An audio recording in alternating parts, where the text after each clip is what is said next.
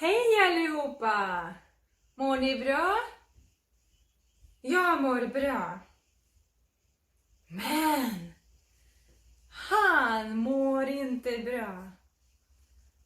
Han mår inte bra. Varför? Han har ont i benet. Har ont. Han har ont i benet. Hon mår inte bra. Hon mår inte bra. Varför?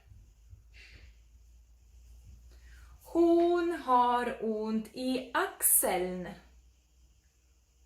Hon har ont i axeln. Han mår inte bra. Han mår inte bra. Han har ont i armen. Han har ont i armen. Han mår inte bra. Han mår inte bra. Han har ont i huvudet. Han har ont i huvudet. Hon mår inte bra. Hon har ont i magen. Hon har ont i magen.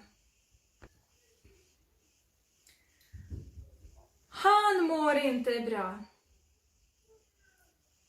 Han mår inte bra. Varför?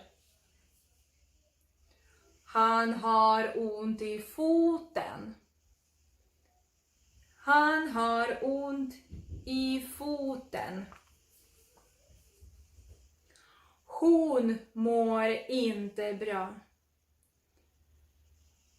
Hon är sjuk.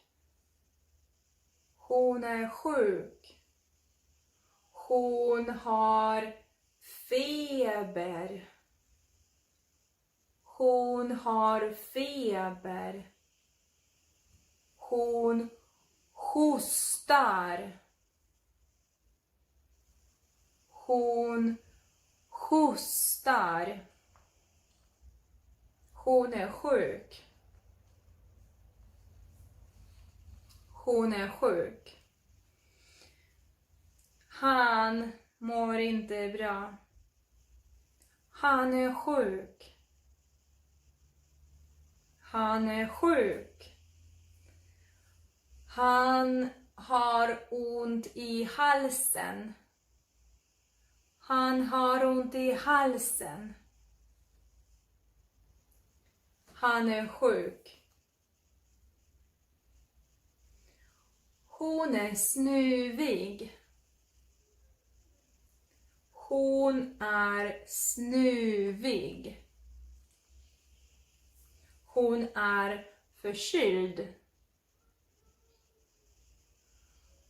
Hon är förkyld. Han mår inte bra. Han mår dåligt.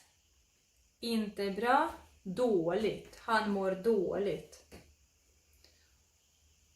Hon mår illa. Hon mår illa. Hon har ont i magen. Hon mår illa. Hon kräks. Hon kräks.